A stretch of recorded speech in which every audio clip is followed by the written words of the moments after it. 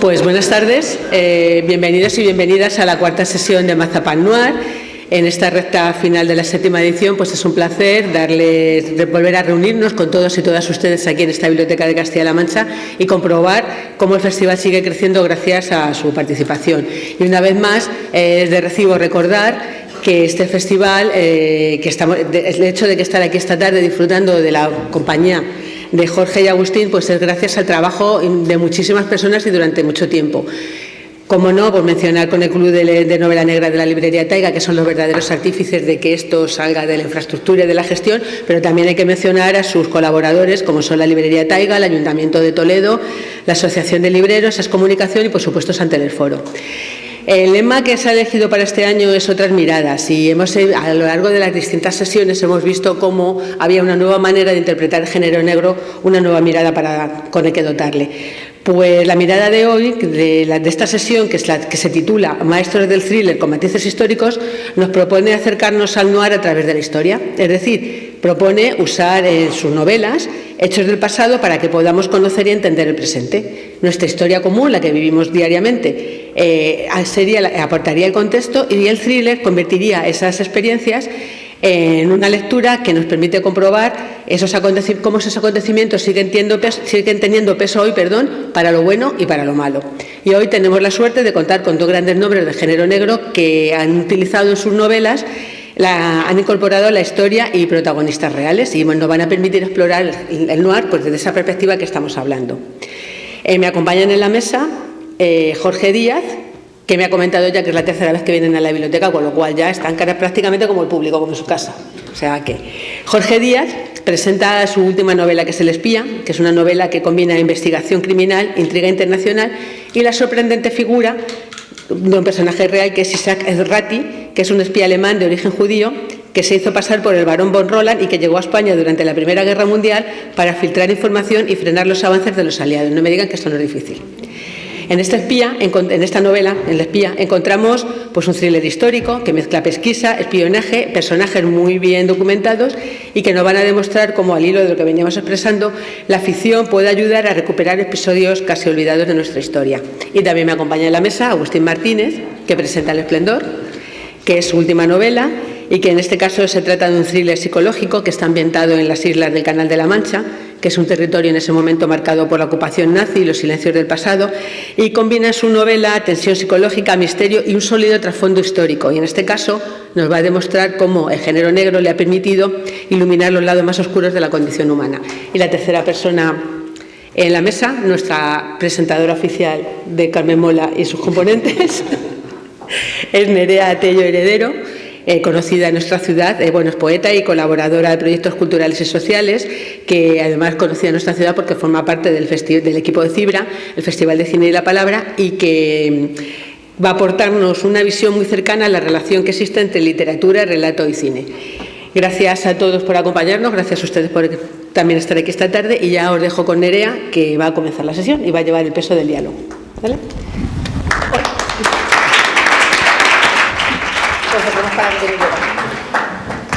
Bueno, pues yo creo que esto está encendido y me oís bien, ¿no? Sí, está encendido. Pues voy a llevar yo el peso de estos chicos, que no significa que los vaya a repesar. Te va a costar. No te lo aconsejo. Bueno, pues primero bienvenidos y bienvenidas a esta sesión, a este encuentro del festival. Yo quiero agradecer a la biblioteca por acogernos otra vez y al festival por confiar en mí para moderar esta mesa. Todo es culpa de Alberto Taiga, al que yo no sé nunca decir que no, así que aquí estoy la tercera vez con Jorge y con Agustín. Este año el festival lleva por lema Otras miradas y yo creo que no hay mejor forma de encarnar esta idea que a través de la novela negra y del thriller. Y que yo creo que son dos géneros que miran la realidad pues desde otro sitio, desde el margen, desde el oscuro, desde el claroscuro y ver aquellas cosas que a veces preferimos no mirar. En algunas de las escenas de vuestras novelas está claro que hay cosas de las que preferiríamos no mirar, pero que cuando vemos no podemos apartar la vista de ellas. Hoy tenemos el placer de compartir el encuentro con estos dos autores que ya nos han presentado con Jorge Díaz y Agustín Martínez, que nos van a hablar de sus 2 nuevas novelas. Los dos tienen también una sólida trayectoria en el guión y construyendo historias para el audiovisual, y yo creo que eso también le da un tono muy visual, muy particular, del que hablaremos también. Y sobre todo vamos a hablar también de por qué la novela negra nos sigue, yo creo que todos los que estamos aquí, fascinando tanto. Y a ellos como autores, a nosotros como lectores. Mi idea es que sea una charla viva, que podáis al final también hacer preguntas y comentarios, y después pues os podrán firmar los libros. No os preocupéis si no lo tenéis, que aquí está Taiga para venderos unos ejemplares. Y bueno, vamos a empezar por el principio, que no por el principio de la novela, sino por el principio de pues vuestro principio. La novela negra suele tener algo como de vocación, ¿no? Hay muchos autores que llegan a ella por el gusto o por la necesidad de contar cosas sobre la sociedad. Y yo quiero preguntaros a los dos, ¿os acordáis de cuál fue la primera novela negra, la primera historia, la primera serie que os enganchó al género? ¿Qué os atrajo esto del crimen, del oscuro, de esa parte menos luminosa de la realidad? Y sobre todo, ¿qué os empuja a seguir con este género? Juntos en el triunvirato Carmen Mora y por separado, como ahora con El espía y El esplendor. Bueno, y antes, con las novelas anteriores. Pues me lo preguntas, me lo tenías que haber avisado antes para que me pensara una respuesta de cuál fue la primera novela negra que leí. Yo creo que más que la novela... pero yo creo que más que la novela negra, a mí lo que me enganchó fue el periodismo de sucesos. Ah, bueno. Yo me acuerdo de ver aquellas portadas del Caso, que todos os acordaréis, ¿no? Y aquellas que te contaban una historia y te contaban un crimen y lo contaban de una manera apasionante, ¿no? Y entonces empezabas a buscar en los sucesos las cosas que tenía. Yo me acuerdo cuando yo empezaba, yo soy periodista, fui periodista, ¿no? Y me acuerdo que uno de los primeros reportajes que tuve que hacer era porque nos llegó a redacción unas fotografías de una boda. Y entonces, claro, a mí me llegan las fotografías de la boda y yo pensaba, pues esto no tiene mucho interés. Pero a continuación me dijeron, no, es que justo después de la boda llegaron al banquete y llegó la policía y detuvo al novio por asesinato. Claro, aquello empezaba a tener más interés.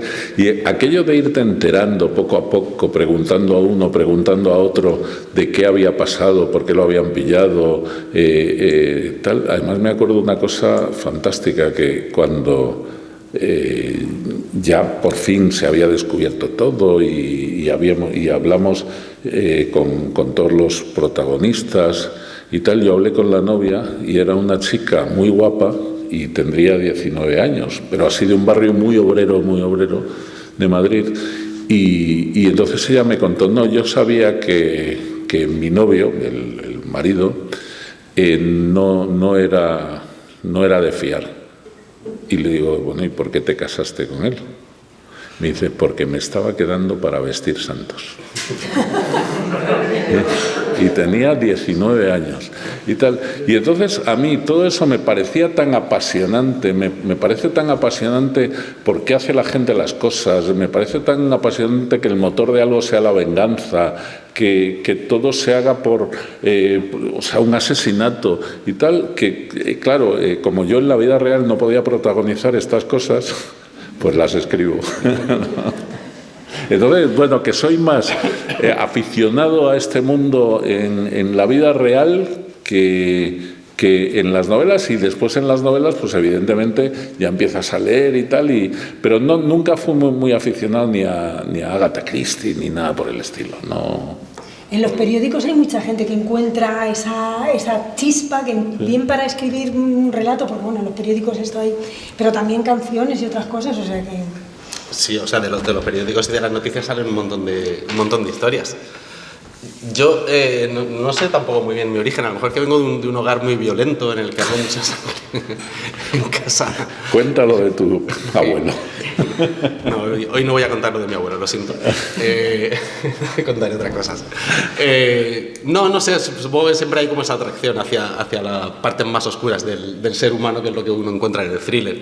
Que es lo que yo siempre empecé leyendo a Agatha Christie. O sea, yo recuerdo de pequeño los libritos que los tenía allí mi abuela, no sé por qué, yo creo que era lo único que leyó en su vida, Agatha Christie. Y pues recuerdo leer a Agatha Christie, luego a Chandler y luego a Dashiell Hammett y todo eso. Pero yo personalmente, a mí lo que más me marcó fue Twin Peaks. O sea, yo cuando estrenan la serie, yo tenía, no me acuerdo ahora mismo, tendría 17 años o algo así, cuando estrenan Twin Peaks. Y a mí me fascinó el mundo que se crea en esa serie, que es un relato negro, que es un poco coger el relato negro clásico y darle la vuelta hacia un sitio muy oscuro y muy raro, que es lo que hace David Lynch. Pero me pareció fascinante y me encantó.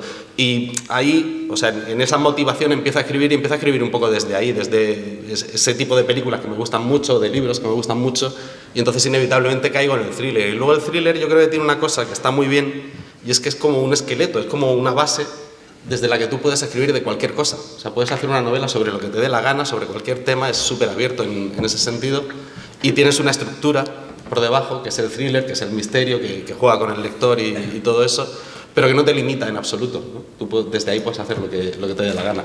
Sí, bueno, hay un componente de investigación en las dos novelas, lo vamos a ver, porque además tienen ese trasfondo histórico y tal. Y bueno, vamos a empezar a hablar de ellas, de las dos novelas más recientes, thriller con matices históricos, que las dos lo son. Y yo quiero hablar con los dos sobre algunos puntos que he dicho, o sea, que he pensado, que me apetece a mí conocer. Primero, el comienzo de las dos novelas, los protagonistas, los espacios donde se sitúan, que tienen mucho que...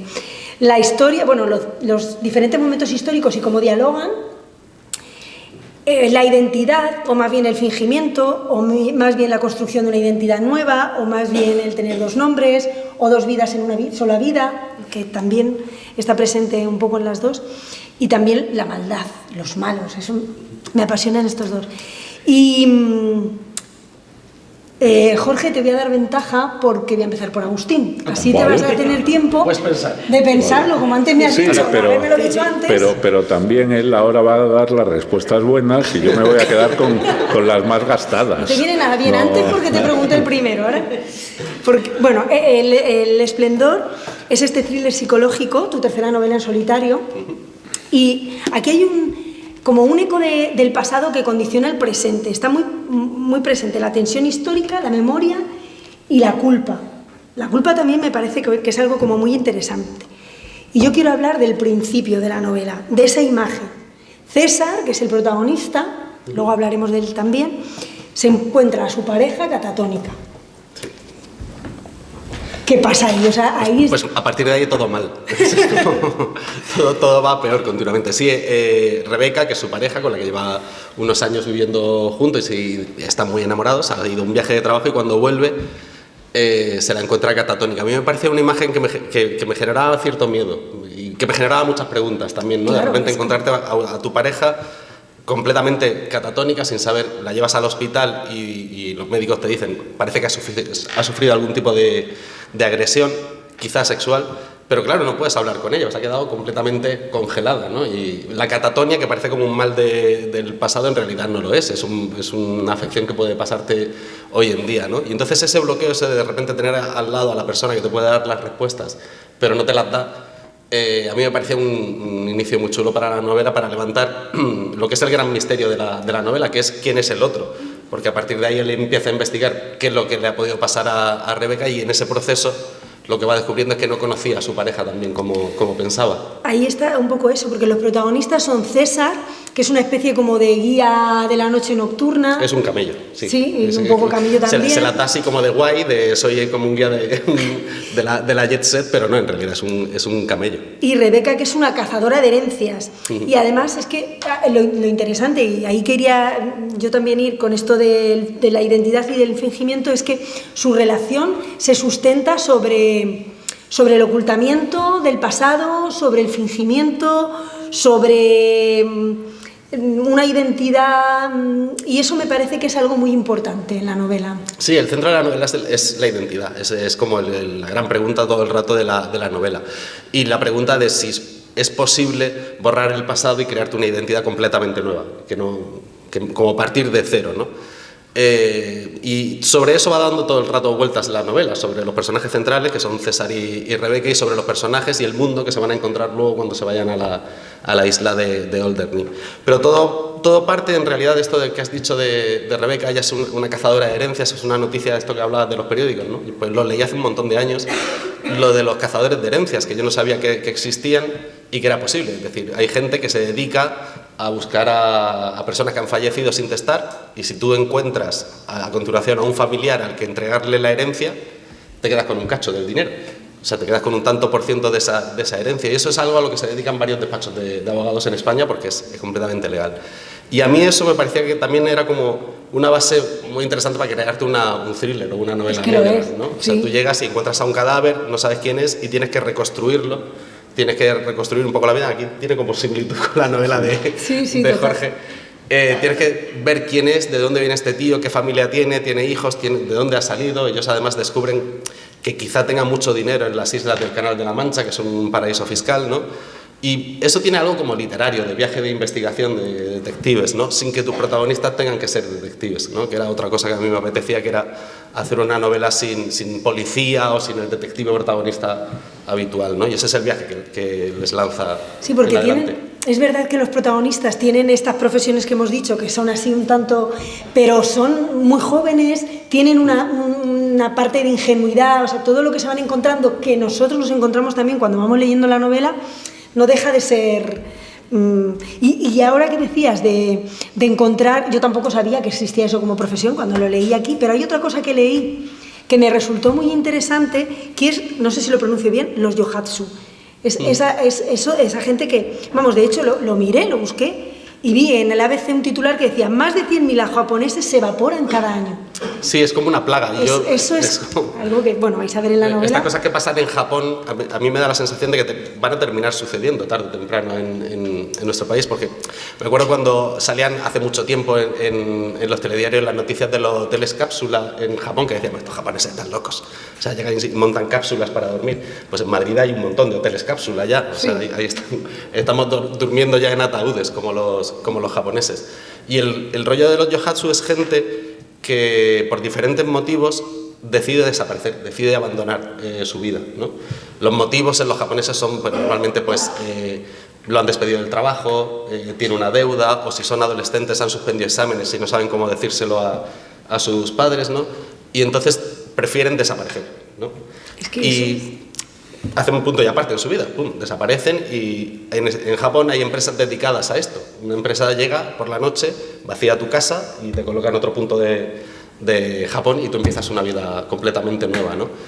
Y claro, o sea, lo fascinante es que son 100.000 casos al año, no que sea no es un caso o dos al año, ¿no? Son 100.000 japoneses que están desapareciendo continuamente para empezar otra vida, porque no se atreven a enfrentarse a lo que les ha pasado, fundamentalmente, ¿no? Pues tenemos, solo para empezar, la catatonia, esas personas que viven en una relación basada en el fingimiento, gente que se desvanece. O sea, yo creo que ya los ingredientes son muy interesantes. Luego hay un personaje que a mí me hizo pensar, no sé si desvelo mucho si lo digo, pero Virginia me hacía pensar si se puede, o sea, yo llegué a pensar que era un personaje que no existía, sino que era suplantado por diferentes mujeres, ¿no? Tú te complicaste mucho la cabeza. Claro, ¿existe Virginia o existió una originaria que después ha sido suplantada por diferentes mujeres por lo que pasa aquí?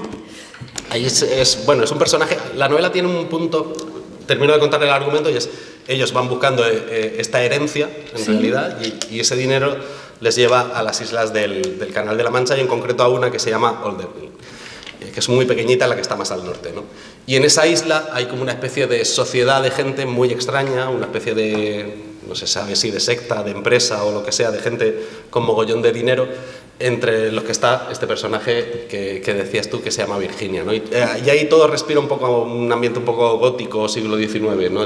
Pues en realidad esta isla es muy especial, es una isla, bueno, es un territorio muy particular, con castillos, medio derrumbados y tal, y ahí se encuentra como a esta mujer que está como vagando por los castillos. ¿Vino primero el espacio, la historia, o buscaste el espacio para ambientar la historia? Porque me parece que el espacio es muy relevante. Que ahora cuando lo estás diciendo, de repente, Jorge y yo tenemos un huevo de cosas en común en las yo dos cuando novelas. leí las dos, que sabía que se iba a presentar los dos juntos, no como Carmen Mola, que es el autor de sino dos trabajos diferentes, intenté buscar puntos en común y los hay. O sea, hay varios, y es verdad que ninguno de los dos nos compartimos la no se parecen en nada las novelas, en el pero proceso, sí que o sea, cosas. compartimos tanto en Carmen Mola que en este caso dije, pues no queremos saber nada el uno del otro. No me enseñes tu puta novela. Y luego el resultado ha sido como de repente como puntos en común, y otro de los puntos en común es el mundo nazi, que es por lo que yo termino montando ahí la historia. O sea, yo empiezo a diseñar todo el argumento, y lo que yo tenía era, están buscando un dinero, y ese dinero lo tienen escondido en las islas del Canal de la Mancha, que son un paraíso fiscal, donde va a parar el rey, seguro que tiene una yo creo que ahí hay un montón de empresas de estas de juegos de apuestas. En Alderney no sé si son 4.000 o 5.000 empresas de juego online las que están radicadas en una isla de apenas, no sé si son 500 habitantes los que hay en esa isla. Pues, bueno, digo, quiero ambientarla en estas islas, que me parecían también como un territorio chulo, así como que está muy cerca, pero en realidad está muy lejos, nadie las tiene en cuenta. Y cuando empiezo a documentarme me encuentro con una historia de pasado que yo no conocía, que es que durante la Segunda Guerra Mundial las islas son ocupadas por la Alemania nazi. Inglaterra decide no defenderlas, las abandona, y los nazis entran en estas islas al principio de la guerra y son liberadas incluso después de la muerte de Hitler, o sea, después de la caída de Berlín y todo el rollo, pues entonces ya es cuando liberan Alderney. Entonces, en todas las islas son ocupadas por los nazis, y en el caso de Alderney se levantan 4 campos de concentración. Y en esos campos de concentración hay muchos españoles. Van a parar judíos, franceses, van a parar un montón de nacionalidades, pero también van muchos españoles que habían escapado de la guerra civil y todo eso, ¿no? Y que mueren allí. Y de repente me encuentro con esa historia que me parecía fascinante, y que no la tenía en el radar de ninguna manera. O sea, no sabía que había habido campos de concentración en las islas del Canal de la Mancha, no sabía que había habido españoles que habían muerto allí, y ahí empiezo a documentarme, y además me encuentro con un espejo de lo que está sucediendo, porque la novela no es una novela histórica, es una novela contemporánea, pero que cuenta esta parte del pasado. Pero este pasado es como una especie de espejo de lo que le pasa a los personajes, ¿no? Porque la isla ha hecho un gran esfuerzo por olvidar todo lo que pasó allí. No se ha investigado. O sea, de hecho, yo cuando empiezo a documentarme descubro que el primer trabajo de investigación serio sobre lo que pasó en esta isla es de hace, creo que son 4 años. O sea, no se ha investigado nunca. Nunca han dejado excavar, nunca han dejado buscar los restos de la gente que pueda haber allí. Durante muchísimo tiempo se dijo que solo habían muerto 300 personas en la isla. Y ahora ya se sabe que como mínimo creo que son 12.000, pero se habla de 20.000 cadáveres, lo más seguro. Lo que pasa es que no los enterraban, es una isla, los tiraban al mar, y la costa estaba llena de cadáveres, ¿no? Y entonces, bueno, ese es el pasado de la isla, y al mismo tiempo ellos se han empeñado en borrarlo. Y es curioso esa cosa de que no les gusta hablar de lo que pasó allí, no les gusta que se investigue, que vayan investigadores a la isla a escarbar qué es lo que hicieron los nazis allí, qué pasó. Han intentado como crearse una identidad nueva, ¿no? completamente ajena al pasado. Claro, como los protagonistas, pero es que es imposible. Tú vas allí y está todo lleno de muros nazis. Es que construyeron toda la isla, está llena, es como Normandía un poco, es como todo lleno de muros antitanques, de castillos, de puestos de artillería, está todo como plagado de hormigón nazi. La arquitectura del espacio también tiene mucho en la novela, en la historia, ¿no? También en la de Jorge tiene mucho que ver la arquitectura del espacio. Y luego, los malos, o sea, la brutalidad, o ¿cómo se llega a esto? ¿Tú crees que es el dinero, el poder de esta gente? Sí, yo creo que es la impunidad. O sea, yo creo que el mal absoluto... Eso es de rabiosa actualidad, la impunidad. Se consigue con la impunidad.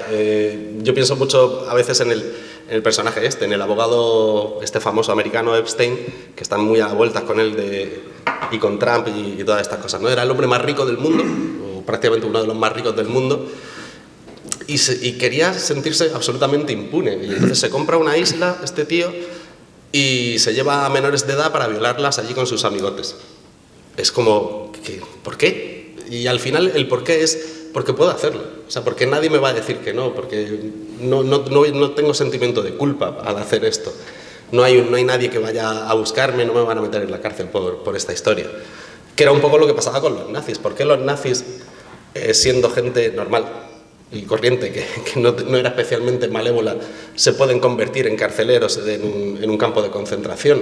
Pues porque tenían esa impunidad, podían coger y matar y no pasaba nada, no había una consecuencia, ¿no? Y entonces la novela explora un poco ese límite, que es lo que pasa cuando uno se siente absolutamente impune, cuando cree que está por encima de cualquier moral. Y el título es El esplendor. Bueno, la portada a mí me parece un acierto. Por aquí están los compañeros de Planeta, pues felicidades por la portada, me gusta mucho. Pero el título, El esplendor, sugiere algo como luminoso, casi que positivo, pero... Es un esplendor negro, digamos, el de la novela. No se puede desvelar mucho sobre el título porque tenéis que leer la novela. El título tiene que ver dentro del argumento y es un poco sería hacer mucho spoiler si digo el porqué del nombre, pero es verdad que hace referencia a un lugar y en ese lugar pasan cosas muy chungas. Muy oscuras. Nada esplendoroso o luminoso. Bueno, Jorge, has tenido Me toca. El espía también nos lleva al pasado, también es una mirada distinta. Aquí hay espionaje, hay intriga, hay un ritmo muy cinematográfico y estamos hablando de thriller con tintes históricos, ¿no? Thriller e historia. Pero en la primera página del espía ya sabemos quién ha muerto, que es la respuesta que busca la historia, y quién lo ha matado, que es la respuesta que busca el thriller. Pero la imagen con la que empieza también, como le preguntaba antes a Agustín, es de las que te agarran, ¿no? Bueno, yo reconozco que es una imagen muy influenciada por Carmen Mola. Puede ser, sí. O sea, yo antiguamente, digo en mis novelas, o sea, de antes de Carmen Mola, pues mataba de un disparo. Pero después de haber compartido 7 novelas con estos 2 desalmados, pues tengo que hacer muertes pues, que molen, que sean un poco... Y me dan pánico los perros. Es que la novela empieza con un cadáver que encuentran degollado por perros. Sí, masacrado. Masacrado. Sí, yo empiezo Emasculado. Emasculado también. Sí. Yo empiezo... a ver, yo que... Y ya sabemos quién es y quién lo mata. Sí, lo que pasa es que hay un enigma en la novela. No os creáis que es que ya no hay nada. Lo que pasa, yo no quería jugar al enigma de quién lo mata. Yo ya digo en la primera página quién lo ha matado. Y entonces lo que hay que descubrir es por qué. Es el motivo.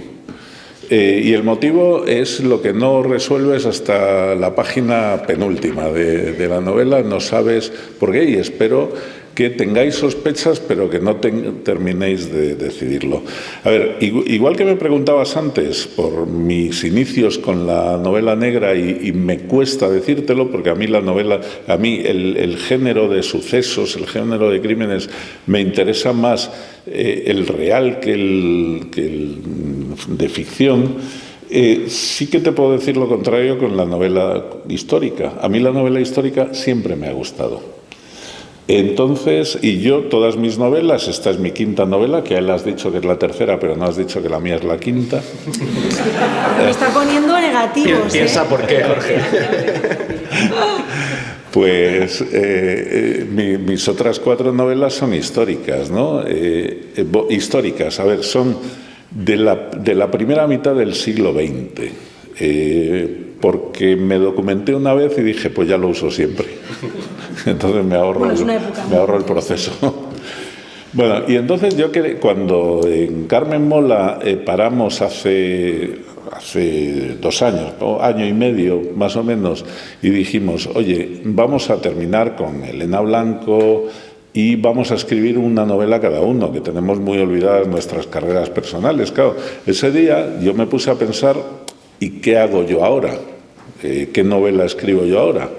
Y entonces me acordé de una historia que yo tenía ya prevista para escribir una novela histórica, que era La vida del barón von Roland, que es su verdadero nombre es Isaac Errati.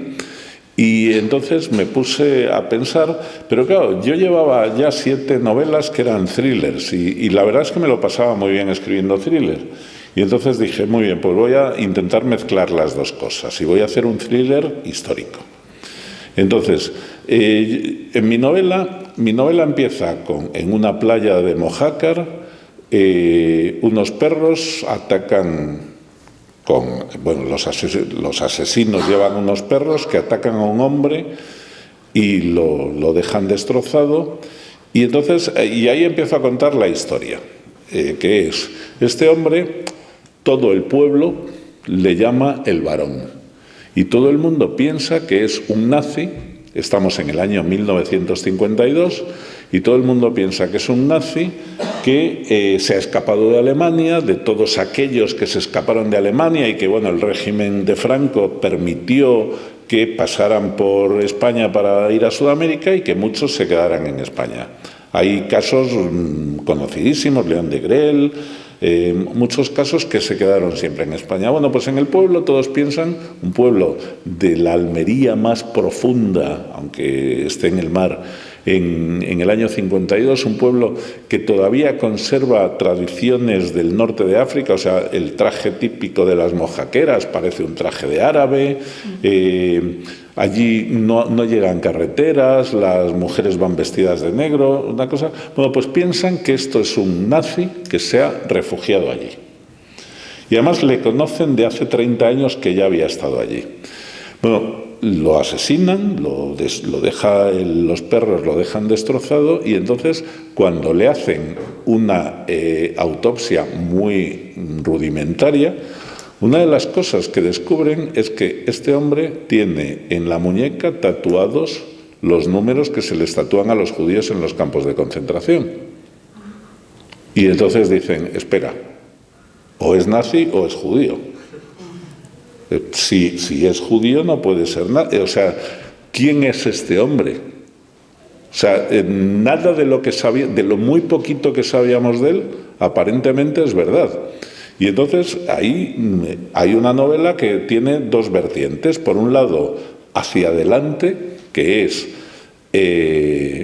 quién ha asesinado a este tipo, porque claro, el lector lo sabe, pero el investigador, que es un cabo de la Guardia Civil, un poco pánfilo, un poco de su primer caso, no sabe muy bien cómo llevarlo, pues hay una investigación de quién ha matado a este hombre, pero hay otra investigación que va hacia atrás, que es quién es este hombre. Pero el barón von Roland es un personaje histórico real, claro, al que yo leí que tú habías llegado a través de Eduardo Mendoza. Bueno. ¿De La verdad sobre el caso Savolta o algo así? Sí, a ver, yo leí La verdad sobre el caso Savolta cuando me correspondió y años después, que estaba documentándome para otra cosa, la volví a leer y una de las cosas que me pregunté es ¿qué hay de real en esto? Y entonces me encontré con que el caso Savolta en realidad estaba inspirado en un caso real del asesinato de un industrial barcelonés que se llamaba Josep Albert Barret.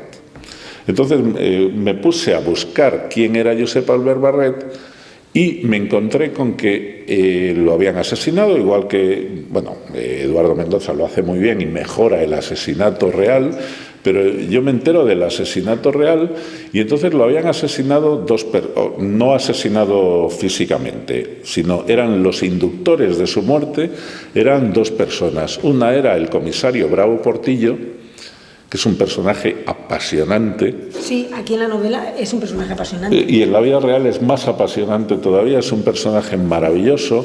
Yo durante mucho tiempo pensé que iba a ser el protagonista de mi novela y después te cuento por qué cambié de protagonista.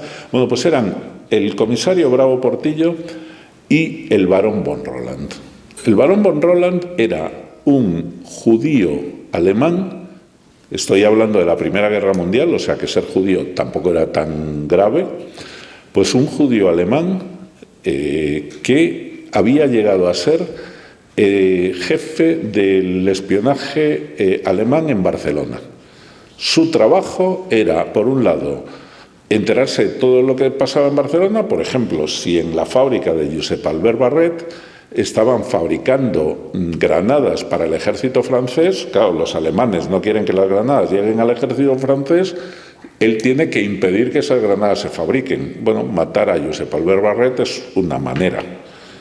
Y entonces se dedica a eso. Pero por otro lado tiene otro deber, que es que en el Mediterráneo hay submarinos alemanes.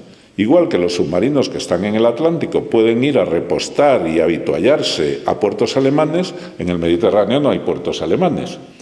Y entonces necesitan montar una base para habituallar a los submarinos. Con esto no es una novela de guerra, ¿eh? Esto es simplemente como la parte de situarlo. Bueno, y entonces necesitan montar una base en España, porque España era neutral, pero muy poco neutral. Entonces necesitan montar una base en España y la montan en Mojácar. ¿Por qué? Porque es un sitio aislado de todo, donde no lo van a descubrir, no sé qué. Lo montan en Mojácar. Esto de Mojácar es el hueco de la historia. Hay una parte que es la historia, que te la ha contado la historia, ha descubierto a este personaje. Y hay una parte de la narración, un hueco que no rellena la historia y que tú rellenas, por ejemplo, con esto, ¿no? Claro, colocas en Mojácar. Pero no, pero porque, a ver, yo te decía, me encanta el personaje Bravo Portillo. ¿Qué pasa con Bravo Portillo? Que Bravo Portillo lo matan enseguida y se sabe perfectamente quién lo mató, a qué hora, dónde y tal. Y sin embargo, el barón von Roland, después de la guerra, vuelve a Alemania, después de la Primera Guerra, vuelve a Alemania, se dedica a los negocios, pero cuando llega la Segunda Guerra Mundial, él se ha hecho amigo, cuando estaban en España, del jefe de los espías alemanes, que después le nombran jefe de los espías alemanes del nazismo. Y él es judío. Ahí ya al ser judío empieza a ser importante. Y entonces su amigo, que era el almirante Canaris, que es el jefe de los espías del Tercer Reich, le dice, oye, aquí vas a tener problemas con eso de ser judío, así que te voy a hacer agente mío y te voy a mandar a Argentina, allí que estás lejos y allí no te van a hacer nada. Bueno, entonces le manda a Argentina y esto es real, ¿eh? Esto, hasta aquí todo es historia, más o menos real. Bueno, y entonces al acabar la Segunda Guerra, bueno, de hecho, antes hablabas del título El Esplendor y yo tengo de título El Espía. Sí, era un espía, pero mi título de trabajo durante todo el tiempo fue El Judío Nazi. Hasta que ya decidí el título del libro. Bueno, entonces colabora con los nazis de una manera, no hace nada así grave. Los argentinos, cuando acaba la Segunda Guerra Mundial, se lo entregan a los aliados como un agente nazi, y entonces los aliados le tienen un año preso en un campo de prisioneros en Inglaterra, de prisioneros nazis, pero después dice, le vamos a soltar. Y este tío se encuentra en el año 47... que le sueltan y no sabe dónde ir. Y entonces, ¿dónde tiene el contactos? En España. ¿Por qué? Porque ha sido el jefe de los espías alemanes en Barcelona. Y entonces se viene a España. Y hay una ley en España que dice que le van a dar la nacionalidad española a todos los judíos sefardíes que hayan sido afectados por el nazismo. Fíjate si este ha sido afectado, que era uno de ellos. Pero bueno... Y entonces le dan la nacionalidad española. Y el mismo día que le dan la nacionalidad española, desaparece. No se sabe dónde ha ido, cuándo ha muerto. Se supone que ha muerto porque tenía 60 años ya entonces, y han pasado 80 de estos. Yo dije, a ver si me aparece con vida. Bueno, y entonces el tío desaparece. Y cuando yo me enteré de que había desaparecido, fue cuando decidí cambiar de protagonista, irme del varón, del comisario al varón. ¿Por qué? Porque cuando tú tienes un personaje que es real, que es un personaje, está muy ficcionado, me invento muchas cosas sobre él, pero es un personaje que ha existido de verdad. Y entonces cuando tienes un personaje que ha existido, pero que tiene un enigma tan grande como desapareció y no se sabe qué ha sido de él, yo digo, pues me lo invento. Ahí está el huevo que te decía yo que... Y entonces me lo llevo a Mojácar. Después soy muy vago, lo reconozco y lo mato en la página 1 para no tener que inventar tanto. Bueno, aquí hay un contraste, de lo que estabas diciendo, hay un contraste de épocas, que ya nos estás hablando de varias, y de escenarios. Por un lado está la Barcelona de 1917, esta Barcelona así canalla, de los contrabandistas, de los pistoleros anarquistas, que es como la parte de historia. Ahí están Bravo Murillo, que decías ahora, Portillo, el Barón... Bravo Portillo. Eso, Bravo Murillo Portillo. Es la calle. Es la calle. Fíjate, me olvido. Bravo Portillo, el Barón, de las mujeres, Pilar Millán Astray. Pilar ¿Qué Millán personaje Astray, sí. que colocas ahí? Y luego, por otro lado, está Mojácar 1952, que es como esa parte del thriller, en la que están intentando averiguar la historia de este hombre, por qué lo han matado, tal. Ahí está Javier Bermejo, que decías, cabo de la Guardia Civil, joven, ingenuo, novato. Eusebio, que es como un poco el que le acompaña y un poco de Cicerón en el pueblo. Y Isabel. Esa mujer también, de la parte del thriller. Cuando vas a mirar un crimen y vas a buscar al culpable, mira, fíjate o en el dinero o en las mujeres. Aquí hay dos mujeres muy potentes en un lado y en otro. Sí. Y bueno, y hay un tercer elemento que a mí me gusta mucho, que es como esa especie de voz en off, que son los interrogatorios de los ingleses, ¿no? Sí. Que no sé si son reales o... A ver, yo no sabía... contraste? Ten en cuenta que yo tenía dos novelas distintas. Una, ¿Quién es el varón? Y otra, una investigación de asesinato. Sí. Y entonces decía, no, pero a la gente esto de que yo vaya contando dos novelas distintas no le va a gustar. Necesito un hilo entre las dos cosas. Y entonces no sabía cómo hacerlo. Le daba vueltas y no sabía cómo hacerlo. Y entonces de repente me encontré los interrogatorios reales que le habían hecho los ingleses a Isaac Errati, el barón von Roland. Y entonces, claro, se me ocurrió, si yo voy a la vez, o sea, meto la actualidad que es el año 52, me voy al pasado, pero claro, si paso por los interrogatorios que explican la actualidad y dan entrada al pasado, esto va a ser mucho más... va a funcionar mejor. Y entonces hice eso. ¿Qué pasa? Que los interrogatorios eran tan aburridos, de verdad, eran tan aburridos, era de eso, usted a las 12:03 estuvo con, y daba una lista de 16 nombres, y fue visto por, y daba otra lista de 16 nombres. Y dije, no, y entonces, ¿qué hice? Me los inventé. O sea, que son reales, existen, pero no salen en mi novela. Los podéis encontrar. Salen, pero son novelados. Y bueno, los malos. Los malos.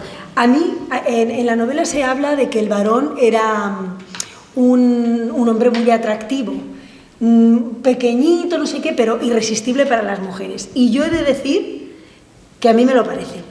Que a mí el varón es un malo que me gusta mucho. Sí, pero porque, a ver, yo tengo que jugar toda la novela a que no sepas... A ver, yo te estoy diciendo continuamente que el varón es muy mala persona. ¿Por qué? Es malo, porque es un espía, se alía con los nazis, después es un seductor impresionante, y porque en la vida real lo era, medía 1,55, pero no había forma de que cuando entraba en un sitio se sabía que había entrado el varón.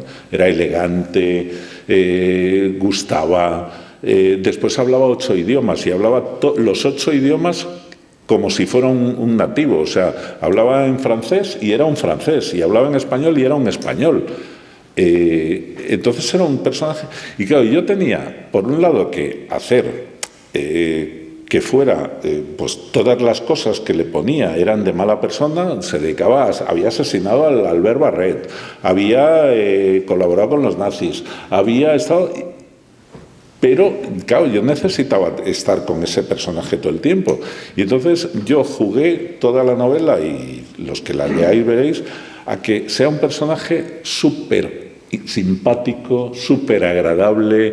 Es un personaje del que quieres ser su amigo. Quieres ser su amigo porque es el que va a sacar, el que va a llegar al cabaret, que está lleno de cabarets, porque es Barcelona, 1917, una ciudad de cabarets, contrabandistas, pistoleros, espías y todo esto. Bueno, pues él va a llegar a un cabaret y va a ser el que abra la botella de champán mejor, el que sepa dónde tiene que ir, el que sepa cómo moverse y todas estas cosas, y tenía que hacer que fuera muy simpático. ¿Por qué? Porque al final, cuando tú descubres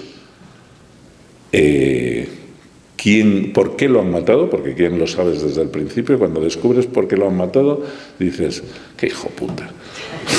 O sea, me han estado engañando toda la novela y es una pésima persona. Esto que decías de Barcelona, ¿no? Esto que decías de Barcelona, ¿es verdad que en el Paral·lel se sorteaba o se rifaba una pistola al mes o algo así? Sí, en un bar que se llamaba Bar El Español. Bueno, había 2 bares, pero en donde se rifaba la pistola era en el Bar El Español, que era donde se juntaban los pistoleros anarquistas, y entonces tenían una pistola, la Star, que era la que más le gustaba, que le llamaban la sindicalista, y se podía comprar a plazos de un duro al mes, costaba 40 duros la pistola, y una vez al mes sorteaban una pistola porque claro, que yo estaba lleno de pistoleros. Era fascinante esa Barcelona, ¿eh? Bueno, a mí me hubiera encantado vivir allí. O sea, bueno, ahora para los dos. Ambos, de alguna manera, usáis el pasado para hablar del presente. ¿Vosotros creéis que la novela histórica, la novela negra histórica, tiene esa capacidad? O sea, que hablar hoy con ecos del pasado. Yo que estaba fascinado con tu...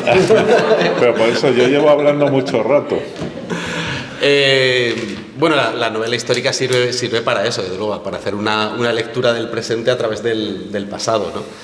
Eso lo hicimos yo, por ejemplo, en las novelas históricas que hemos escrito con Carmen Mola, creo que es mucho más evidente, ¿no? En La Bestia, el retrato que hacemos de cómo funciona una sociedad ante una epidemia en ese caso, ¿no? O la esclavitud en el caso del infierno. Yo en El Esplendor creo que lo que uso es algo que se ha convertido casi en un recurso estilístico, creo, dentro de la novela, que son los nazis. Es decir, para hablar de la maldad y intentar definirla y entender por qué el ser humano puede llegar a hacer cosas terroríficas, creo que no hay mejor espejo que el de los nazis, ¿no?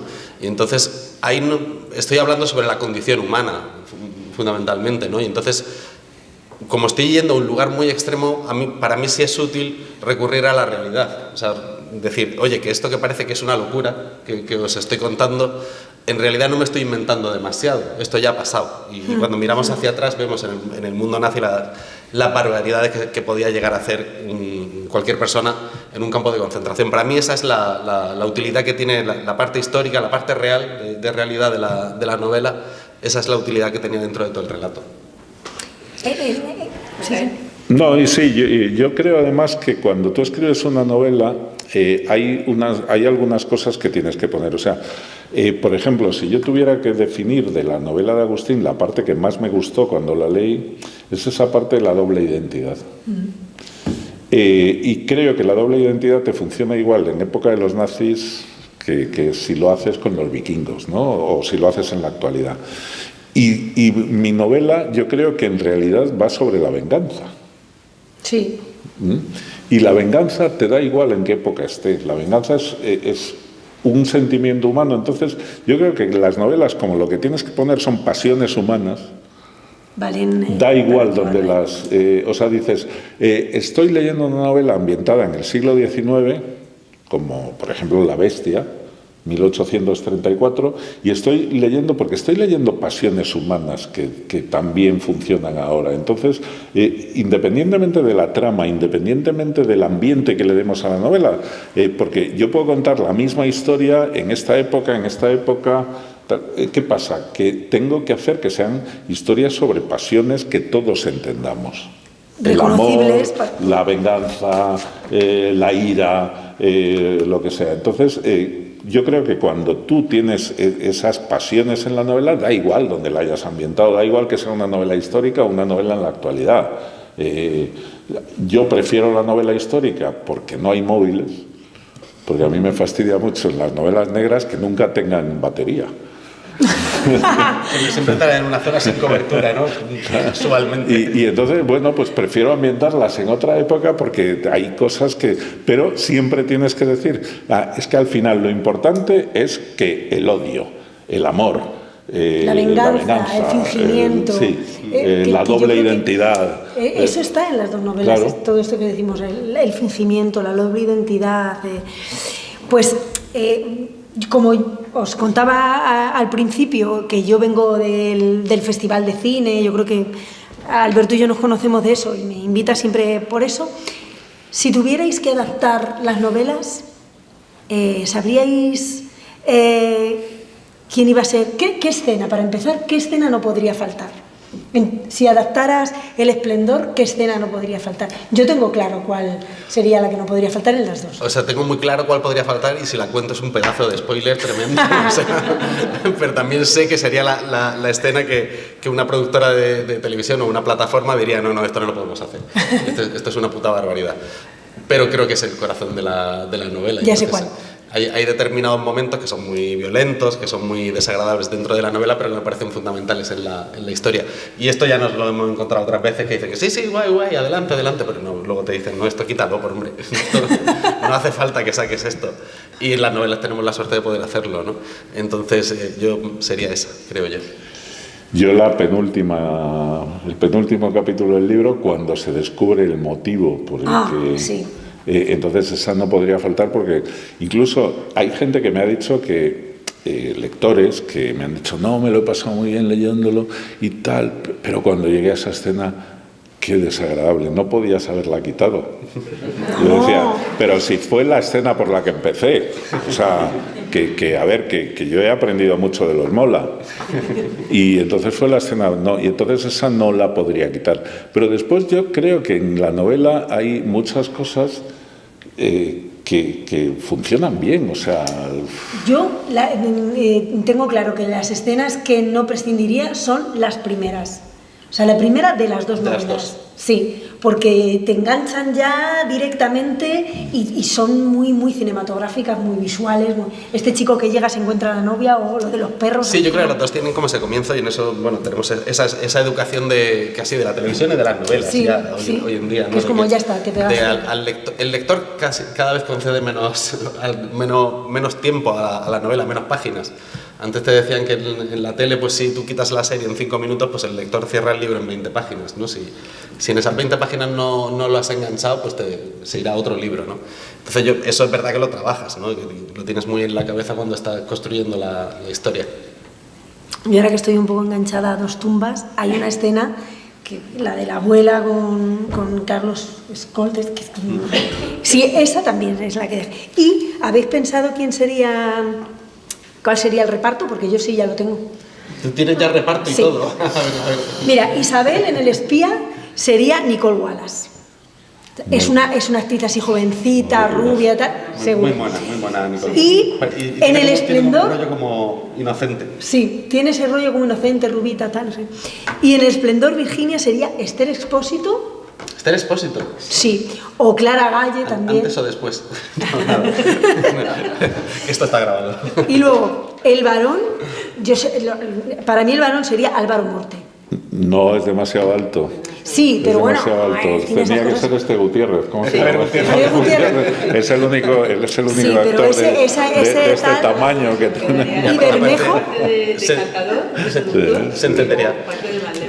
O sea, Javier Gutiérrez entra a un bar y todas las mujeres se enamoran de él. Sí. Siempre. Bermejo sería, yo creo que Cristian Checa. Pero ¿por qué dices solo actores que no conozco? O sea, Bueno, pues Carlos. Carlos ¿Qué Escoltes. quieres, que los busque? No, luego te mando yo el reparto. Cuando haya, pero cuando haya que hacer la adaptación me llamáis. Os digo. ¿Sabes lo que yo creo que no falta? Es más que los actores al final terminan siendo los que pueden por agenda y los que puedes pagar. Yo pondría de varón a Leonardo DiCaprio, de Javier Bermejo a Leonardo DiCaprio, pero con peluquín, y de Isabel a Leonardo DiCaprio, pero con pelo largo. Bueno, vamos a terminar con un test de estos así rápido y luego ya pasamos a las preguntas del público. No sé cómo vamos de tiempo, pero... Vamos bien. ¿La novela negra o thriller favorito? Yo voy a decir, bueno, cada vez digo una. Ahora, Mystic River, de Denis Lehan. La novia gitana, de Carmen Mola. ¿Quién da más miedo? ¿Un asesino con gabardina o un editor con plazos? Yo a los editores que los plazos de los editores no me dan mucho miedo, dan más miedo los plazos de los productores de televisión. Esos dan un poco más de cari. Y si tu novela fuera un arma, ¿sería un cuchillo jamonero o un bolígrafo Bic? Sería la dentadura de un perro. ¿Un cadáver en la biblioteca o un secreto en el WhatsApp? Los WhatsApp están demostrando que no son muy secretos. Vamos, tiene más peligro un secreto en un WhatsApp que... Sí, es mejor publicarlo directamente. Sí. ¿Un villano con bigote o un villano que tiene perfil de LinkedIn? Perfil de LinkedIn, esto me gusta, un villano con perfil de LinkedIn de experiencia laboral, 18 asesinatos. No, me refiero a... No, a mí me gusta como... Sí, pero esto tiene un poco que ver con el clan, ¿no? En el clan nuestros asesinos seguro que estaban en LinkedIn. Bueno, seguro. Sí. Eso es. Y entonces con perfil de LinkedIn, pero hemos hablado poco, a mí me gustan mucho los malos, ¿eh? O sea, yo creo que a los malos en las novelas y en las películas hay que trabajarlos mucho. Porque si tu malo es tonto... La novela es una mierda. La novela es una... Y sin embargo, si tu malo es muy bueno, tu bueno se tiene que esforzar mucho para vencerlo. En el hipotético caso que lo venza, que nosotros hemos demostrado mucho que lo bueno pueden ir muriendo a lo largo de la novela. Pero entonces, un malo con LinkedIn... me parece mucho más inquietante, porque puede ser un malo muy bien perfilado, ¿no? Sí, o puede ser, pues eso, una de estas. Yo no tengo LinkedIn, que conste. Sí, o sea, yo creo que en realidad lo que da miedo es la gente normal. O sea, si cualquier persona de aquí sale y comete 18 asesinatos, pues me da más miedo, porque me parecen gente normal. Pero yo aquí solo he detectado 3 asesinos. El cadáver en la biblioteca. Han dejado aquí a la entrada. ¿Qué cadáver? ¿Qué crimen os hubiera gustado cometer? O escribir, más bien. Escribir mejor. Mejor. ¿Qué crimen? Bueno, a mí me apasiona, o sea, no es un crimen que me hubiera gustado cometer tal, pero una vez tuve que escribir un reportaje sobre un crimen antiguo y tal, y escribí sobre el crimen de la calle Fuencarral, y me pareció un crimen apasionante. Porque, no sé si os acordáis, 1898, muere la señora de la casa, echan la culpa a la criada, pero después descubren que el hijo que estaba en la cárcel esa noche había salido de la cárcel porque el director de la cárcel era su amigo y le había dejado salir. El director de la cárcel era Millán Astray, el padre de Pilar Millán Astray, y después de José Millán Astray, creo que se llamaba, el general. Y entonces no se sabe si es el hijo, y se monta el primer juicio mediático de España en los periódicos. Pérez Galdós es uno de los que va todos los días al juicio y escribe sobre él, y se monta un juicio mediático en el que España se divide en 2 partes, que son los varelistas, que son, el hijo era el Pollo Varela, y los higienistas, porque la criada se llamaba Higinia. Entonces, los que creen que lo mató uno y los que creen que lo mató la otra, y entonces se forma como una división de España en 2, como habitualmente, a través de quién mató a cada uno, porque unos apoyan al señorito y otros apoyan a la criada, y da igual quién lo matara, porque cada uno tiene sus ideas. Y entonces es un crimen que me apasiona, no tanto por el crimen, sino por toda la parte mediática de después, que en una sociedad donde apenas la gente sabe leer y escribir, donde no hay radio, televisión y tal, a través de los periódicos, con escritores como asiste al juicio Pío Baroja, hace crónicas diarias Pérez Galdós, que se las publican en un periódico argentino, y todo eso se monta una división total en España, en una España que realmente yo no sé cómo se enteraban, se lo contarían unos a otros, y se dividen en 2, y da igual quién lo matara, porque los que pensaban que lo había matado el Pollo Varela les daba igual el resultado porque iban a seguir pensándolo, y los que pensaban que lo había matado Higinia igual, ¿no? Entonces me gusta mucho ese crimen. ¿Será ese crimen igual una próxima novela? Bueno. No, pues que ese ya está tan manido. tan trabajado. Bueno, pues yo... No, que diga él su crimen. No, pues yo no tengo crimen. Aquí voy yo a... ¿Qué te hubiera gustado escribir? No, o sea, no tengo ningún crimen favorito y no tengo predilección por asesinos. Es verdad que... Y tampoco me gusta escribir sobre crímenes reales. O sea... Bueno, pueden ser de ficción, no te estoy diciendo un crimen real. Ya, eso sí podría ser. Lo que sí hay, en mi segunda novela, en la mala hierba, sí que me basé lejanamente en un crimen que me parecía más o menos aterrador, que es la historia de unas hermanas que decidieron matar a sus padres, ¿no? Y para diseñar cómo la mataban a su madre, era solo su madre, estaba solo ella, montan un grupo de WhatsApp, esto que decíamos de los WhatsApps, ¿no? Y entonces montan un grupo de WhatsApp con sus compañeros de clase que se llama Proyecto de clase Matar a mi madre. Y todos los chavales de la clase pues opinaban, iban dando como ideas, oye, pues envenénala, oye, no, pues jódele el coche y que se mate, métele cuchillas en la... Iban como diseñándolo y entonces al final lo cometieron. Pero seguro que fue en Nueva Zelanda. En Canadá, que son muy aficionados en Canadá a los crímenes así. Y eran dos chicas de 16 años, algo así. Es como el WhatsApp. Lo he puesto por ahí. Y en el juicio se publicó luego todo. Este es el único caso real que yo sí que he tomado como referencia en un momento dado a la hora de escribir una novela. Pues eso, sí, claro, eso sí que eran pantallazos de WhatsApp. Eso sí, te voy a mandar un pantallazo.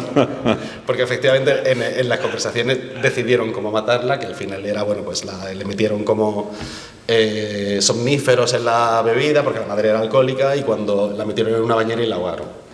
Y esta era como la manera en la que todos los chavales de la clase habían decidido matar a la madre. ¿Y aprobarían? Aprobaron con buena nota. Y al final todos son los artífices del asesinato. Sí. Pues pasamos la palabra al público si tiene más preguntas, comentarios o... El primero siempre cuesta, pero venga, que alguien se decida. No creo que... Sí, mira, allí hay.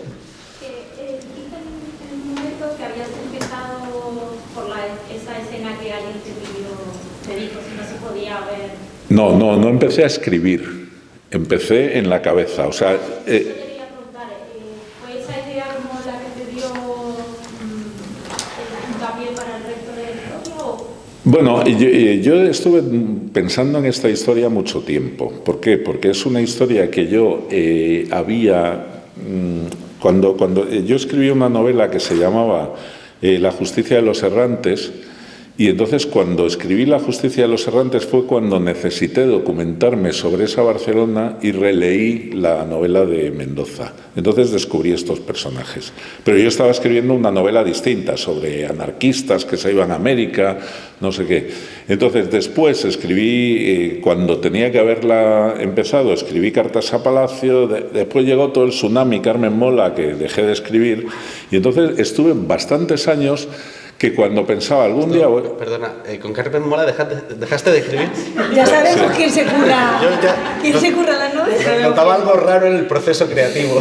Y era eso, ¿no? Vale. Sí, era eso. Vale.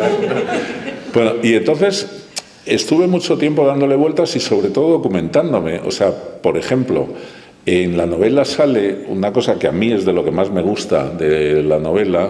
Probablemente sea una escena prescindible, pero a mí me encanta, que es una escena en el Buenos Aires judío, que era en los años 30, en Buenos Aires había un barrio judío, completamente judío, y que tenía hasta un Carlos Gardel, pero judío, que cantaba en yiddish, pero que iba peinado como Carlos Gardel, cantaba como Carlos Gardel, cantaba tango, pero en lugar de en español en yiddish.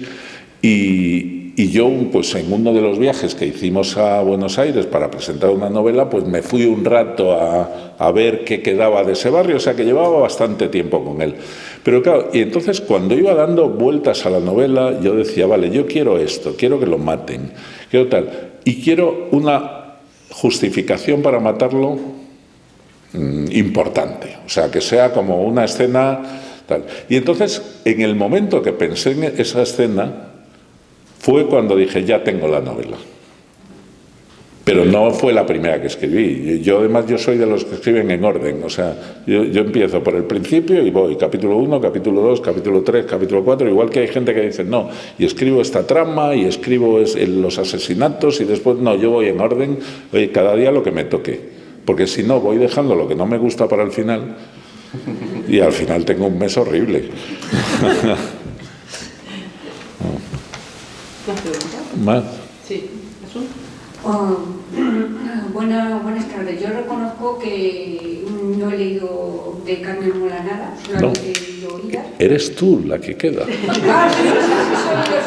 yo. Reconozco mi pecado, pero porque me han llegado noticias de que la truculencia es una de las características de su... Pensé que te habían llegado noticias de que eran 3 hombres. No, bueno, pero entonces lo que sí me ha gustado mucho de lo que he oído es que han tomado como base para sus novelas personales una parte que a mí me gusta mucho, que es la historia.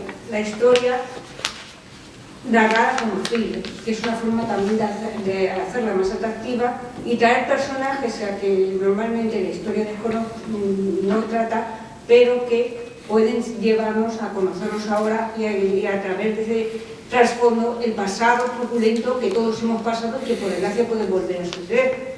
Mi pregunta es, ahora hemos vuelto al tema de nazismo, que me parece genial, pero también hay otro tipo de épocas que yo no he visto muy reflejada en la novela negra o de color, como por ejemplo el estalinismo, todo el problema de los países del este, los abusos del comunismo y todo esto. No desconozco si se ha tratado en la novela. A ver, estoy seguro de que lo habrán tratado en Rusia, en Polonia y tal. A nosotros nos pilla muy lejano. O sea, si me dices, tienes que escribir una novela sobre el estalinismo, mi mayor problema es que no sé nada sobre el estalinismo. Y como ya me documenté de la primera mitad del siglo XX en España, ya no quiero documentarme de más cosas. Y después, si te gusta la novela histórica mezclada con thriller y no has leído a Carmen Mola, yo te recomiendo encarecidamente que leas La Bestia y El Infierno, porque son novelas históricas mezcladas con thriller. O sea, si te coges La Bestia, estoy seguro de, si te gusta la historia y te coges La Bestia y te gusta el thriller, claro, te lo vas a pasar muy bien. ¿Que es truculento? Es bestia, la bestia. No te digo yo que no. Es truculento, pero la truculencia se supera, no pasa nada. Sí, Es como montarse en una montaña rusa, ¿vale? Hay un momentito de susto, pero sabes que no te vas a matar, ¿eh? O sea que sigue hacia adelante. Yo creo que te lo puedes pasar bien con Carmen Mola y con la Bestia. Y un poco lo que estaba diciendo Jorge, o sea, sí que hay novelas que han hablado del estalinismo. O sea, yo, por ejemplo, la novela de nuestra finalista de Los últimos días en Berlín tiene, de hecho, una parte en la Alemania nazi y otra parte en la Rusia estalinista. Creo que lo que pasa con el mundo nazi, lo que nos genera tanta atracción o fascinación con el mundo nazi es, por un lado, la cercanía, es decir, no es Rusia, es que los tenemos ahí al lado. Porque desastres humanitarios había por todo el mundo, o sea, barbaries y genocidios había en cada rincón del planeta, ¿no?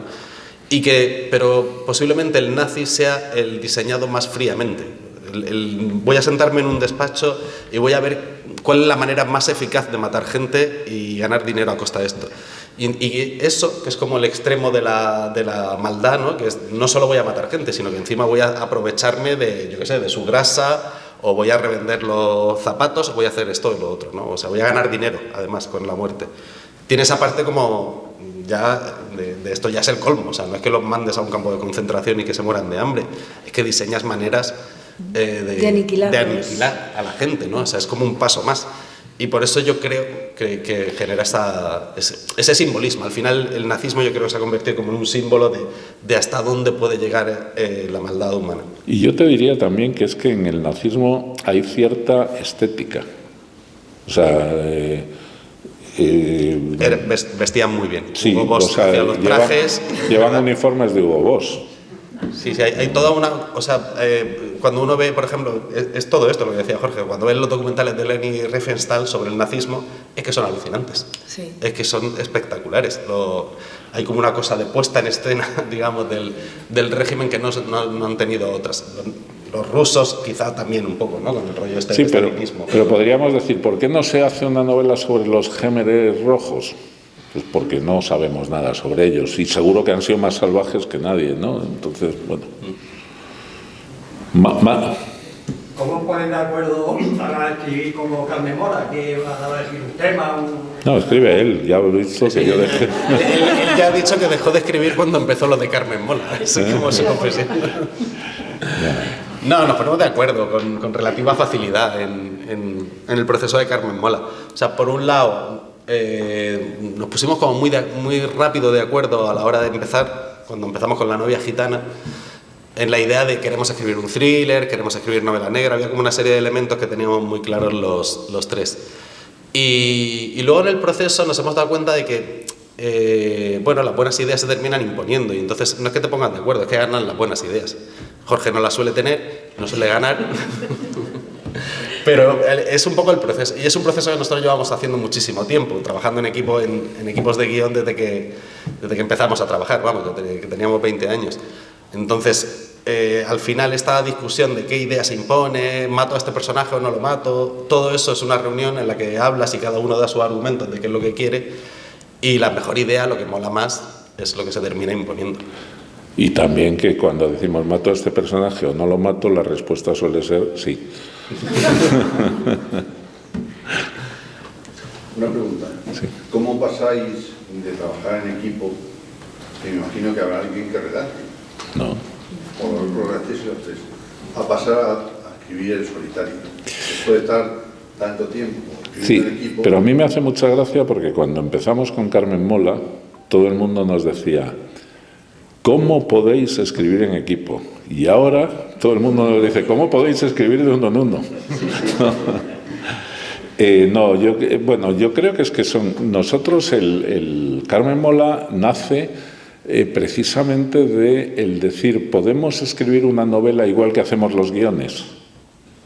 Igual que hacemos una serie de televisión. Una serie de televisión la hacemos, lo pensamos todo, pactamos todo, pero eso pasa en cualquier serie, no es que nosotros lo hagamos así. Lo pactamos todo, pero una vez que lo tenemos todo pactado, que sabemos qué va a pasar en cada capítulo, pues se va Agustín, por ejemplo, hemos hecho 2 tumbas ahora. Pues se va Agustín con el capítulo 1, yo con el capítulo 2, Antonio con el capítulo 3. Lo escribimos y después, en el caso de 2 tumbas, el coordinador era Agustín, era él el que decidía qué era lo que se corregía y qué no. En el caso de la novela, lo que hacemos es corregirnos unos a otros. No hay un jefe, por decirlo de alguna manera. Entonces, nosotros la primera vez que empezamos a hacer La novia gitana fue intentando hacer este esquema en una novela sin saber si se podría, o sea, aquello era un experimento, un juego y tal, y lo conseguimos, ¿no? Afortunadamente. Pero ahora lo que hemos vuelto es a lo de siempre. Nosotros ya habíamos escrito, yo había escrito 4 novelas, Agustín había escrito 2, Antonio había escrito también 4 o 5, y entonces hemos vuelto a lo de antes. Y claro, teníamos ahí una cosa que era el consultar con nuestros compañeros. O sea, claro, cuando tú te has acostumbrado a trabajar con Carmen Mola y sabes que a lo mejor tú le estás dando vueltas a una cosa, a ellos les pasa mucho. Ellos le están dando vueltas a una cosa días y días y días, y entonces llegan a mí y me dicen, ¿cómo hago esto? Y yo se lo resuelvo. Pues Queda de nuevo demostrado que Antonio y yo trabajamos y Jorge está en su casa fumando en pipa. Entonces, claro, muchas veces tú tienes la tentación cuando estás tú solo, claro, cuando tú estás escribiendo una novela siempre hay nudos en la trama de los que no sabes cómo salir. Dices, ¿y ahora cómo hago esto? ¿Y cómo paso de aquí a aquí? Y muchas veces en Carmen Mola, uno de tus compañeros, normalmente yo, tienen la solución. Y entonces lo hacemos. Cuando tú estás solo, yo estoy solo, de repente llega uno de esos nudos y no se me ocurre nada y llevo todo el día pensando, mi tentación es llamarles y decirles, Oye, a ver si se os ocurre algo, pero quedamos en no consultarnos nada para que no salieran 3 minimolas. Claro, Y sobre todo, no leernos. hasta tener la novela publicada. O sea, yo he leído ya las novelas, la de Agustín la leí, pero que cuando ya estaba en imprenta la leí pero la de Antonio, por ejemplo, yo la he leído, vamos, no solo eso, sino que Antonio es muy rata. Y no me la mandó, o sea, me tuve que ir a la librería a comprarla. Después ya me llegó, pero y ahora tengo 2, a ver a quién le coloco la otra. La voy a poner en Wallapop. Bueno, además también la duda de si lo que tú haces, porque no lo contrastas, si será lo suficientemente bueno. Si yo estuviera en vuestro lugar, pensaría, si esto lo hiciera Carmen Mola, ¿le daría, o sea, lo mejoraría? Si lo pudiera contrastar. Yo de verdad creo que no solo los nudos, sino que las, bueno, como soy novelistas de antes y que las 3 novelas, o sea, evidentemente habrá elementos que al lector le pueden recordar a Carmen Mola, porque nosotros somos Carmen Mola también, ¿no? Pero sí que creo que son muy distintas. Son muy distintas, sí. Sí. Son muy distintas entre sí, aunque en estas 2 haya como puntos en común, y son muy distintas de Carmen Mola, y entonces el lector se va a encontrar con algo diferente. Y esa era la virtud, un poco lo que decía Jorge. Si empezamos a hablar de nuestras novelas en el proceso, van a terminar pareciendo un Carmen Mola, ¿no? Es mejor que cada uno apueste por su camino, ¿no? Que lo intente, y te busca otros lectores cero. Todos los escritores tienen lectores cero, ¿no? A los que les vas pasando, como te paso la mitad de la novela, a ver qué te parece, a ver cómo lo llevo. No les hacen mucho caso y ya está, pero tú sigues ahí con esos lectores. Y después ellos tienen también que muchas veces cuando dicen, ¿cómo haría Jorge esto? Pero yo creo que es eso, que al final el resultado son novelas que era lo que queríamos, que tienen más que ver con lo que habíamos hecho antes. De Carmen Mola, y que son distintas, porque para escribir un Carmen Mola pues ya lo vamos a escribir también, ¿no? Pero no tendría sentido repetirse. Ahora yo aquí he traído como puntos en común porque estabais los dos y no podemos hacer 2 presentaciones sino una conjunta, pero es verdad que tienen estilos muy distintos, las historias son muy distintas entre sí y las de Carmen Mola. Y la de Antonio, la novela de Antonio, que claro, como Mazapán Noir, él le habría dado vergüenza venir, porque su novela se llama Está lloviendo y te quiero. Es un título tan Carmen Mola que, vamos, yo le digo, nos lo ha robado. Pero es una novela fantástica, ¿eh? O sea, si tenéis oportunidad de leerla, es una novela muy buena. A mí me ha gustado mucho. ¿Más preguntas? ¿Alguien se anima? Sí. Siempre me ha intrigado, al principio cuando salió la novela gitana, descubrimos los intrigados que quién era esa escritora, ¿no? ¿Cómo pudisteis mantener el anonimato durante tanto tiempo? Bueno, pues Jorge y yo lo hicimos bastante bien porque se lo contábamos a nuestros amigos y a nuestra familia, pero Antonio se lo contó a todo el barrio. O sea, y al barrio de al lado, o sea, lo que también era, conocía gente. Es que se lo contaba a gente que ni le preguntaba, ¿eh? O sea, él, ¡bumba!, lo iba soltando. Entonces lo que nos sorprendía es que no lo supiera todo el mundo. Cuando nosotros, cuando ganamos el Planeta y tal, te juro que teníamos la sensación de todo el mundo sabe quiénes somos ya. O sea, porque teníamos... Ya. No, luego nos dimos cuenta de que no era así. Y había una parte muy divertida en el secreto. Yo en esa época la disfruté un montón, me pareció muy, muy, muy divertida. O sea, de repente oír que Carmen Mola era la reina Leticia me parecía maravilloso. Era como imaginármela ahí en Palacio. Sí, Felipe, ¿qué te parece? Sí. Yo compré un libro, creo que no sé si fue en la pandemia o así, y me llegó firmado por Carmen Mola. Sí. Cuando todavía no teníais el sello, nadie sabía que erais los 3, y luego cuando vinisteis aquí yo digo, pero bueno, ¿y a mí esto quién me lo firmó? No. Y me contáis que había sido la novia de uno de los 3. Chica, sí.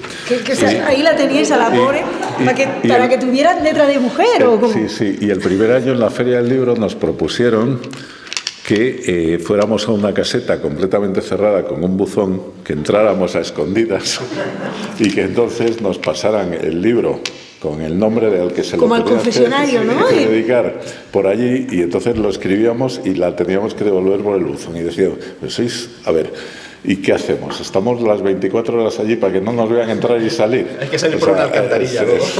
En un torno, como en el convento. No, pero fue muy divertido, porque era muy divertido que alguien te hablara mal de Carmen Mola, que te dijera, ¿lo has leído? Y decías, sí. Y decía, a mí no me gustó. Y decías, hijo puta. y tal, pero bueno, nos lo pasábamos bien. Yo borré mucha gente de la agenda en aquella época. Pero era divertido eso, o sea, yo me acuerdo de mi hija que era la que estaba indignada porque decía, es que entro en la librería, está todo lleno de Carmen Mola y no se lo puedo decir a ningún amigo, o sea, no puedo llegar y decirle, este es... Y luego me acuerdo, es que hace muy poquito estuve en la presentación de la última novela de Miquel Santiago y yo con Miquel escribí una serie hace unos años para Netflix. Y él vino a mi casa y estábamos trabajando juntos y de repente estábamos así hablando de la serie y se quedó como empanado de esto, de Miquel, ¿qué te pasa? Y miro detrás mío y entonces, claro, yo tengo una librería y te van llegando justificativos de las novelas conforme vas sacando ediciones, ¿no? Pues si sacas una edición te mandan 3 novelas. Pues de La novia gitana, si tenía 20 y tantas ediciones, pues yo no sé cuántas novias gitanas había ahí en la estantería. Y de repente se queda así Miquel y dice, hijo puta, que eres Carmen Mola. Y fue como, Miquel, esto no se puede contar. Eso Antonio lo cuenta muy gracioso porque, claro, de repente empezaron a traducirnos a un montón de idiomas. Y entonces su hija le decía... Y si algún amigo viene a casa y me pregunta por qué tenemos tantas novelas de Carmen Mola, y Antonio le decía, dile que tu padre es un friki. Y si me preguntan por qué las tenemos en tantos idiomas, yo decía, dile que es un friki políglota. Bueno, pues si no parece ya, Nerea, si tienes algo más que apuntar, pasamos a la firma. Compren los libros. Sí. Y ahora Sí, hemos convencido a alguien. Compren los libros. A la novia de Agustina. Pobrecita ella, que le tocó firmar.